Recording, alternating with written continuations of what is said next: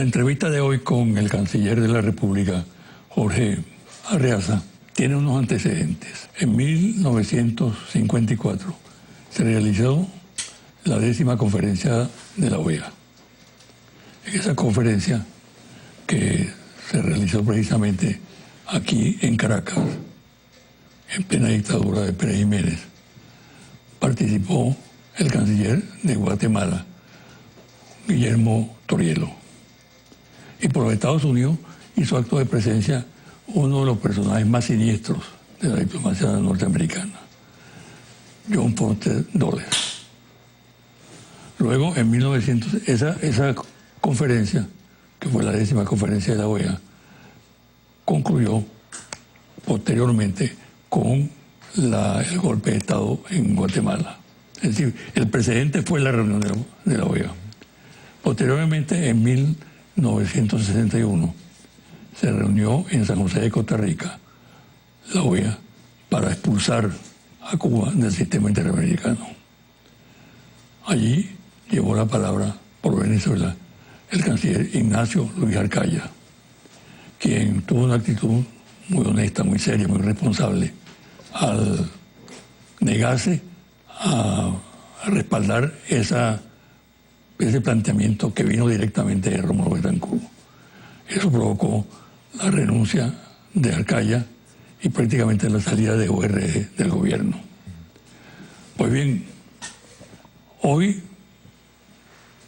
en esa línea de dignidad, en ese organismo siniestro que es la OEA, tengo el placer de presentar a Jorge Arreaza. Jorge Arreaza es del estirpe de esos cancilleres que pusieron en alto la soberanía nacional. Y por tanto, acaba de hacer una extraordinaria presentación en la OEA, donde fijó la línea de acción del gobierno venezolano. Bienvenido, Jorge. Gracias, José Vicente, un placer siempre. ¿Qué caracteriza la política exterior de Venezuela en este momento?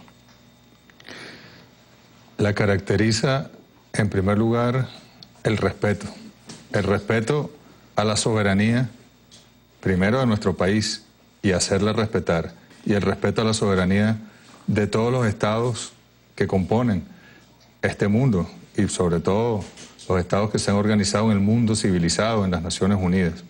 Pero lo caracteriza también la paz.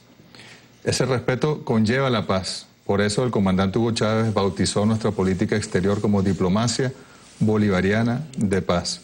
Respeto, paz y por supuesto el equilibrio.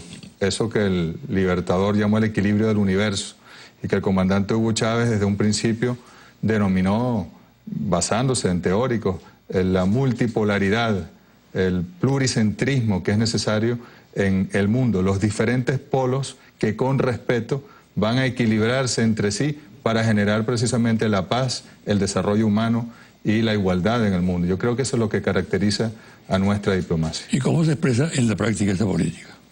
Se expresa, en hechos concretos. Sí, se expresa fundamentalmente respetando los principios fundamentales del derecho internacional público. Creo que Venezuela en los organismos multilaterales y en su práctica regional o bilateral de la diplomacia es muy respetuosa de esos principios y por supuesto se respeta siempre contraviniendo cualquier tipo de corriente guerrerista, cualquier tipo de corriente que pretenda imponer, avasallar no solo nuestro país, no solo nuestra región, sino en el mundo entero. Nos hemos mantenido siempre en contra de la guerra, de la violencia y buscando más bien la unidad y el respeto entre esos polos permanentemente y alianzas, nuevas alianzas, la cooperación en el sur, del sur con el sur. Hemos avanzado, creo que el comandante Chávez y el presidente Maduro han hecho grandes esfuerzos por lograrlo, pero todavía hay un potencial de cooperación sur-sur que está por desarrollarse y es un compromiso fundamental. Solo seremos verdaderamente independientes en el sur, no solo en América Latina, en África, en Asia, si de verdad cooperamos entre nosotros, de verdad generamos entre nosotros mecanismos en lo económico, en lo político, en lo multilateral y logramos nosotros enfrentar, pero de manera respetuosa, al norte, que siempre ha tratado de avasallar al sur. Esa línea maestra de la política exterior venezolana que tú señalas que tú registras en este momento, tienen su origen en la concepción que tenía el presidente Chávez de la política exterior. Desde luego, gran parte del legado de Chávez se respeta, pero también hay que tomar en cuenta que los tiempos cambian y evolucionan, las realidades son cambiantes. ¿Hay alguna modificación o agregado a esas líneas maestras que caracterizaban el mensaje de la política de Chávez? En lo fundamental, en los principios, no lo hay. Porque el comandante Chávez lo que hizo fue rescatar la doctrina bolivariana y rescatar los principios que habían sido olvidados por una Venezuela neocolonial, una Venezuela sometida a los intereses de los grandes concentradores de poder en el mundo. Pero en la práctica, por ejemplo, la decisión que tomó el presidente Maduro de retirar a Venezuela de la Organización de los Estados Americanos es consecuencia también de la política de Chávez. Ya nos habíamos retirado del TIAR, del Tratado Interamericano de Asistencia Recíproca, en el 2009. Nos habíamos retirado en el 2011 del Sistema Interamericano de Derechos Humanos y el Sistema Interamericano de Justicia. Y en consecuencia del retiro de la OEA a nadie puede sorprender. Pero sin embargo es una decisión valiente, corajuda del presidente Nicolás Maduro en un momento en el cual el imperialismo pretende reactivar, revivir ese tipo de organismos destinados al fracaso, pero que están recibiendo nuevo influjo de grandes intereses que están gobernando con el imperialismo en esta nueva fase, en esta fase Trump, en esta fase del imperialismo sin máscara, del imperialismo grotesco. Para muchos, en este momento, Venezuela está cercada internacionalmente. Esa es la visión que tienen sectores desprevenidos o sectores que actúan con malicia. Pero en todo caso, esa es una cuestión importante de dilucidar. ¿Está realmente Venezuela cercada o en ese cerco aparente tenemos otros interlocutores importantes? No, creo que al contrario. Creo que Venezuela nunca tuvo tantas relaciones como las tiene hoy. La política de diversificación de las relaciones internacionales del comandante Chávez, que luego lo acompañó Nicolás Maduro como canciller y que el presidente Maduro ha llevado adelante, más bien está dando sus frutos más evidentes en este momento. Contar con no solo socios, porque la palabra no es socio, con aliados, con hermanos incluso, me atrevo a utilizar ese término fraternal, como la República Popular China, como la Federación Rusa, como la República de Turquía, como la propia India, contar con el acercamiento a países africanos con los cuales jamás tuvimos ningún tipo de acercamiento, tener el ALBA, que no la teníamos antes, fortalecía, que es el núcleo de la CELAC, es el núcleo de la UNASUR, es el núcleo del SICA, es el núcleo del CARICOM, es el ALBA la que está allí presente en nuestra alianza bolivariana. De verdad que nos ha abierto nuevos horizontes que no los tuvimos durante toda la Cuarta República, desde 1830 hasta 1998, éramos dependientes del imperio de turno y sobre todo del imperio norteamericano a través de los intereses petroleros. Nosotros teníamos una política exterior unidireccional y en algunos casos con la comunidad andina era sencillamente la integración de las élites económicas, no era de los pueblos, no era de verdad política ni principista, sino de las élites y sus intereses. Hoy en día nosotros estamos presidiendo el movimiento de los países no alineados. Son 120 países que trabajan con Venezuela, que Venezuela lidera y liderará hasta el año que viene. Y luego en la Troika nos mantendremos al frente del movimiento de países no alineados. Yo creo que nunca tuvimos una Venezuela con tantas alianzas, con tantos vínculos y articulaciones como la que tenemos hoy en día. Ahora, esa nueva visión acerca de las relaciones internacionales del país, esa realidad que surge de la emergencia que estamos viviendo, se traduce en algunos beneficios concretos para el país, ¿no? Sí. Atravesamos por una situación económica muy compleja, muy complicada, muy difícil. Ahora se explica esa apertura en el campo internacional, pero se traduce también en beneficios para el pueblo venezolano. Se traduce, que lo más importante, por ejemplo, en materia de mercado, sí, etcétera. Lo más importante es que no es una diversificación de las relaciones meramente discursiva, de retórica, teórica. No, por ejemplo, nuestra relación con China, que tiene ya una historia, con sus fondos binacionales. Venezuela cumple entregando petróleo, China nos da financiamiento.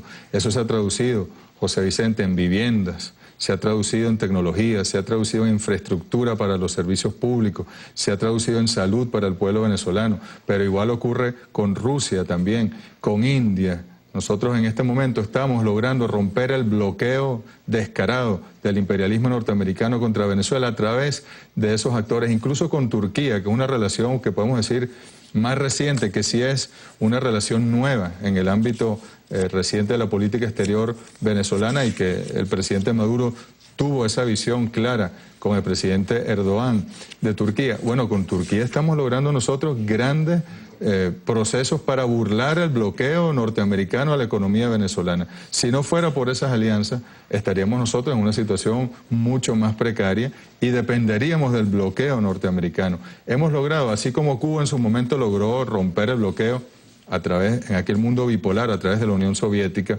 nosotros hemos roto el bloqueo con una inteligencia y una visión estratégica a través de estos nuevos actores que no se van a dejar nunca imponer la visión unilateral, unipolar de los Estados Unidos. Vamos a hacer una pausa, Jorge. Y al regresar quiero que hablemos de algo que pudiéramos llamar la realidad real del mundo en este momento. Seguro. Los acercamientos que se están produciendo, los enfrentamientos que se están dando. Eso lo hacemos al regresar de la pausa. Seguro que sí. Gracias.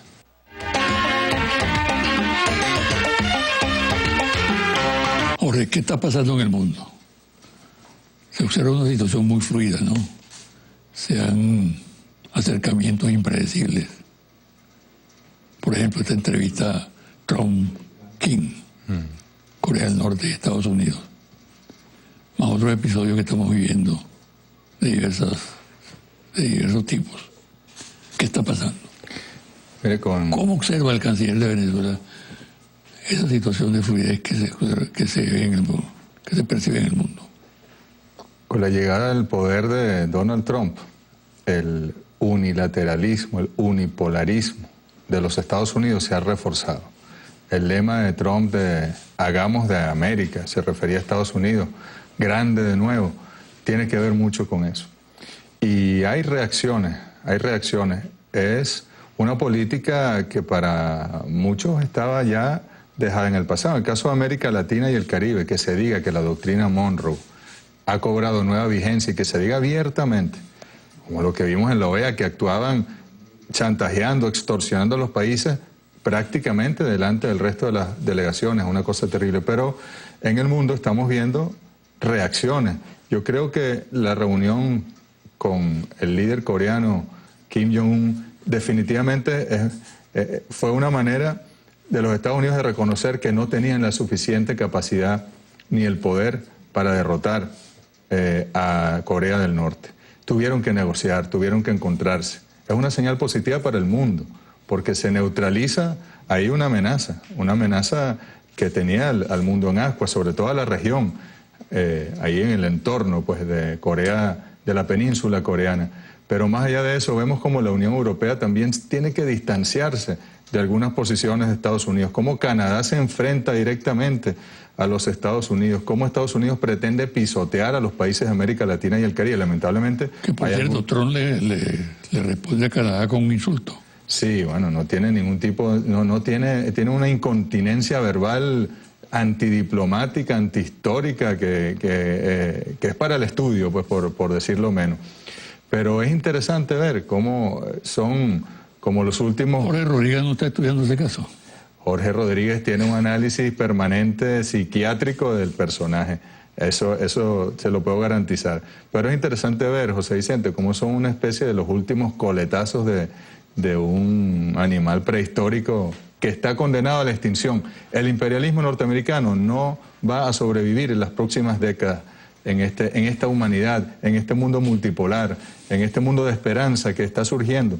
Y por eso vemos tantos conflictos provocados. Lo que están haciendo con Israel, Palestina, Jerusalén, etcétera, es de verdad un atrevimiento. Ellos fracasaron en Siria, aunque le den vueltas, aunque le busquen la manera, han tratado de desestabilizar el Medio Oriente por otras vías, con otras alianzas.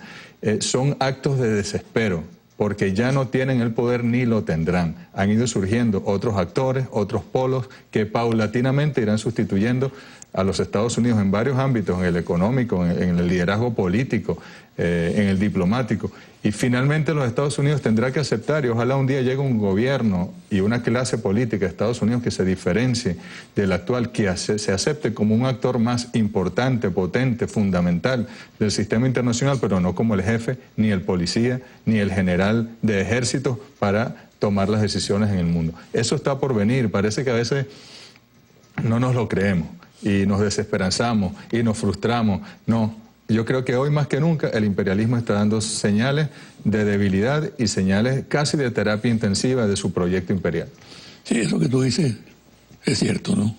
No hay que perder las ilusiones. Pero de golpe uno se encuentra ante situaciones sumamente duras, crueles, ¿no? Por ejemplo, el fraude de Obama, cómo Obama se empeñó ya al final de su gestión en endurecer la posición con respecto a Venezuela, me refiero yo especialmente, ¿no? Es decir, que... Sí, pero hay mucho de política doméstica ahí en los Estados Unidos. Buena parte de la agresión a Venezuela está vinculado con la pretensión de reelección del presidente Trump o con la pretensión de los demócratas en su momento de elegir a Hillary Clinton y los votos de la Florida. Y mientras más extremista se sea hacia Cuba y hacia Venezuela en la Florida, garantiza un Estado, bueno, que recordemos en el 2000 al presidente George Bush, después de varios días de espera, al final la Florida, yéndose como votos del colegio electoral hacia el campo republicano, le dio la victoria. Entonces hay que hacer lecturas de verdad integrales del tema, pero no es...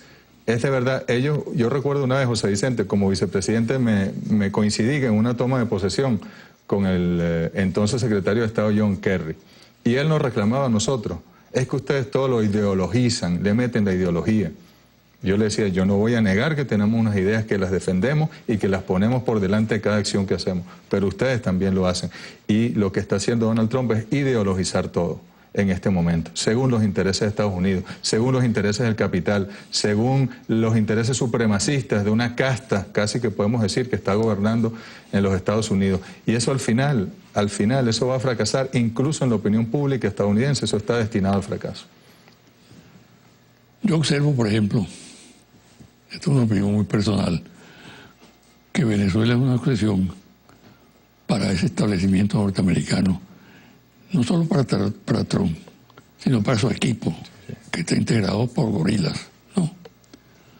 Y pienso al mismo tiempo que el acercamiento con Corea del Norte nos ubica más, con más claridad, como foco de la política de Trump. Es decir, ellos resolvieron el problema por ahora, circunstancialmente, con Corea del Norte, con esa entrevista. Entonces nosotros quedamos en el centro del ataque, de la agresión en un momento dado. Sí, eso es una lectura válida. Efectivamente, al neutralizar uno de los focos de acción y de ataque de los Estados Unidos, el resto se eleva. Pero vemos como inmediatamente ellos entraron en contradicción con el grupo de los 7, entran en contradicción con Canadá directamente, entran en contradicción con Rusia. Con China, bueno, tienen una serie de negociaciones que van y vienen, pero hay allí una contradicción. ¿Cómo han abierto este frente en nuestra amada Nicaragua? Con un patrón idéntico al que nos han aplicado nosotros varias veces, pero que en el año 2017, 14 y 17 fue especialmente claro. De manera que tenemos que estar en una etapa, José Vicente, de resistencia en ofensiva. Yo creo que es una palabra, es una expresión dialéctica. No podemos estar en resistencia, en defensiva permanente. Tenemos que avanzar, resistir los embates del bloqueo, de las sanciones, de las amenazas, de esa guerra legal, comercial, despiadada que hay contra Venezuela, pero al mismo tiempo tenemos que avanzar. Por eso los nuevos actores, por eso hay que reinstitucionalizar la integración latinoamericana y caribeña, rescatar la CELAC, rescatar la UNASUR, fortalecer la Alianza Bolivariana, fortalecer el CARICOM. Tenemos que irlo haciendo con mucha inteligencia. Y bueno, en algunos casos hay que aplicar paciencia, como decía el comandante Chávez, paciencia estratégica, resistencia en ofensiva es lo que nos corresponde a nosotros. Mira, Jorge, mucha gente que está viendo este programa seguramente espera que tú hagas algunas consideraciones acerca de la participación que tuviste en la reunión reciente de la OEA. Entre otras cosas porque tuvo mucho impacto. Llevó al presidente a hacerte un reconocimiento especial y yo creo que buena parte de la opinión pública venezolana vio en ti un verdadero dirigente, un canciller digno, que además se preparó para hacer intervenciones muy exigentes. ¿Cómo fue esa situación allí? ¿Tienes alguna anécdota o varias anécdotas? Todo sería una gran anécdota, ¿no? Primero, creo que el presidente Nicolás Maduro tomó la decisión correcta al llevar al más alto nivel la delegación venezolana. Porque por un lado veíamos activarse previa a la Asamblea General al imperialismo contra Venezuela, pero además de la manera más descarada, José Vicente, visitas a estados del Caribe, visitas a estados de Sudamérica, reuniones con este famoso grupo Cártel de Lima, intervenía vía videoconferencia ya directamente el secretario de Estado, el canciller de los Estados Unidos, manifestando que ellos son los que mandan en ese grupo de Lima. Y ante esa situación el presidente Maduro dijo, bueno, que vaya directamente el canciller con el equipo y que den la cara y repliquen cada vez que sea mencionada Venezuela con carácter de agresión de esos gobiernos, repliquen uno por uno. Por eso, cuando nosotros nos sentamos y comienza el debate, inmediatamente la primera intervención, que es la de Costa Rica, una dama, una gran luchadora afrodescendiente que acaba de ser nombrada vicepresidenta y canciller de Costa Rica, inmediatamente nos agrede con el guión del Cártel de Lima. Pero luego entró el secretario de Estado, el canciller, insisto, de los Estados Unidos, y allí el presidente que llevaba la Asamblea General, que es el canciller de Paraguay, pretendía que nosotros no le diéramos réplica ni a Costa Rica ni a Estados Unidos. Nosotros dijimos, nosotros estamos aquí para hablar por el pueblo de Venezuela y nadie nos va a callar, no hay manera. Así nos tengamos que subir en esta mesa y gritarlos en el micrófono, nosotros le vamos a replicar. Ante esa situación tuvieron que darnos el derecho a réplica y pudimos decirle, yo creo que nos sentimos satisfechos, pero no en lo personal, porque esto no es un logro personal, es un logro de un pueblo consciente. Era la voz de Chávez, era esa...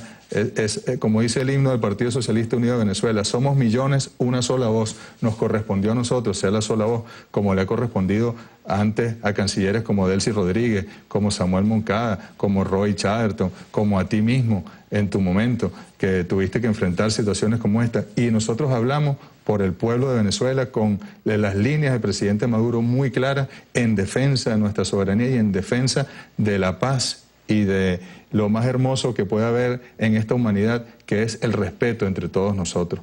Y lo hicimos de verdad con el corazón, con el alma, y sí, claro que hubo una preparación, José Vicente.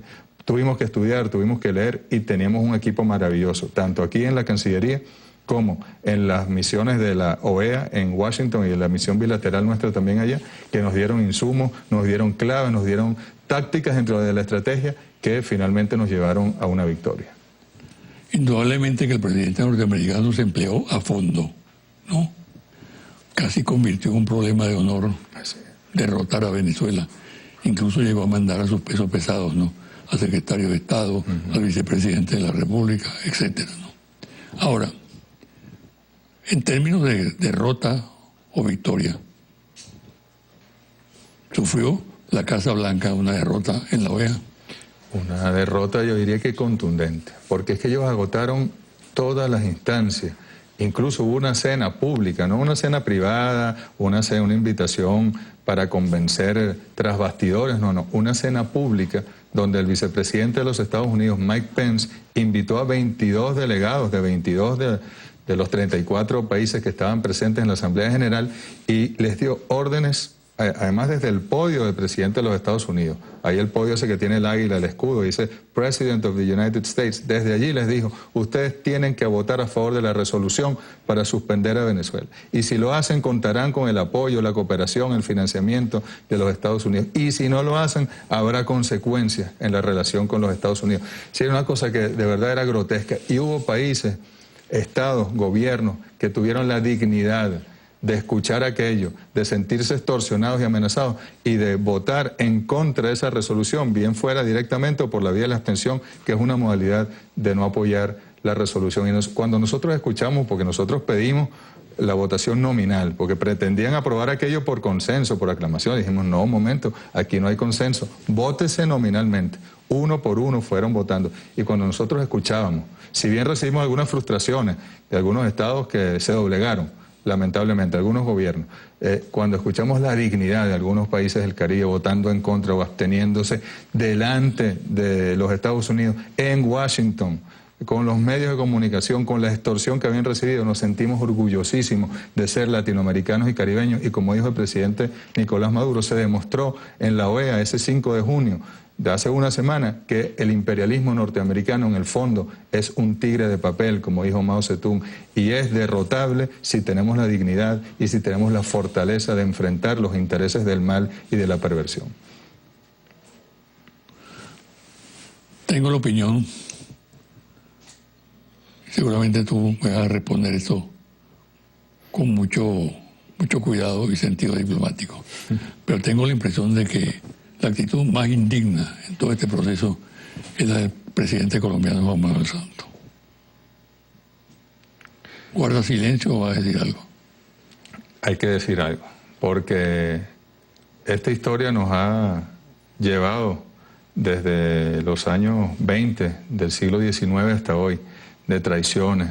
Es una oligarquía que manda en Colombia, que con sus matices, con sus diferencias, es la misma que gobierna hoy, que cuando aquí gobernaron las oligarquías, bueno, supieron con algunas fricciones, estaban bajo un mismo amparo y con un mismo proyecto. Pero cuando aquí gobierna el pueblo, con la revolución bolivariana, se desatan todas las contradicciones, a pesar de los grandes esfuerzos que hizo el comandante Chávez por llevarse bien con los gobiernos de la oligarquía colombiana, a pesar del gran esfuerzo que ha hecho el presidente Maduro, que incluso hoy seguimos nosotros siendo parte de los diálogos de paz entre el gobierno colombiano y el Ejército de Liberación Nacional, a pesar del maltrato, del irrespeto, de lo grosero que ha sido el presidente Santos para con Venezuela. Y efectivamente él ha sido un gran armador, un gran articulador de intereses contra la Venezuela bolivariana. Y pareciera que estamos destinados a esa confrontación histórica, pero nosotros confiamos en que más temprano que tarde, el pueblo colombiano también asumirá la rienda de su destino, de su gobierno, del poder político, como dijo el comandante Chávez cuando salió de prisión el 26 de marzo del año 94. Vamos por el poder político. Y hay señales. No sabemos si será pronto o si será a un mediano plazo, pero una vez que el pueblo colombiano, el de verdad, el de los trabajadores y trabajadoras, el de las mujeres, el de los excluidos, el de las víctimas de la violencia, asuma el poder político por la vía constitucional, democrática en Colombia, nosotros estaremos quizás reconstruyendo el proyecto bolivariano de la República de Colombia la Grande a partir de la unión de Venezuela y Colombia. Cuando uno observa esa actitud obsesiva de parte del gobierno norteamericano, yo creo que hay que distinguir gobierno de pueblo norteamericano, obviamente, ¿no? Piensa si no es posible una recomposición de la relación. No llego al extremo de pensar en una foto donde Maduro y Trump se estén dando la mano, como Kim y Trump, ¿no? Pero ¿hay alguna posibilidad de una recomposición, de ubicar la relación en un plano más racional, más responsable, de parte y parte? Yo creo que esa es la obsesión de los presidentes de la Revolución Bolivariana, en este caso el presidente Maduro.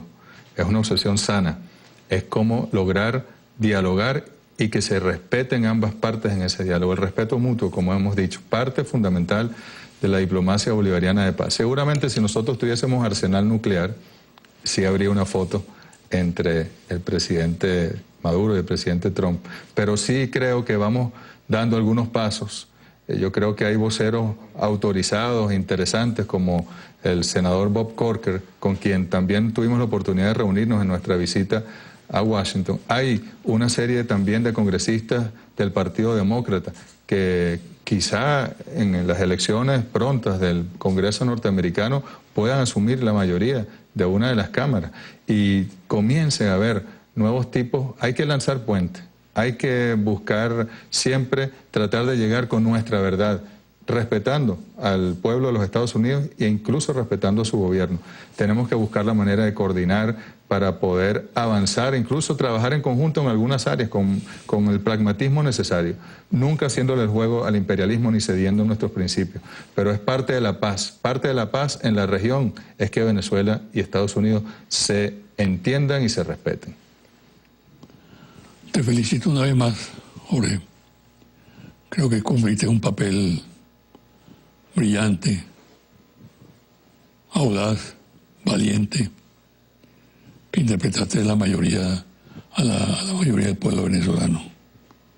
Yo me siento orgulloso de haber escuchado una vez más en ese recinto podrido de la OEA la voz de un ciudadano libre de esta parte del mundo, ¿no? Y el mismo sentimiento que me hizo solidarizarme en el pasado con Toriero y con Ignacio Arcaya, lo siento en este momento.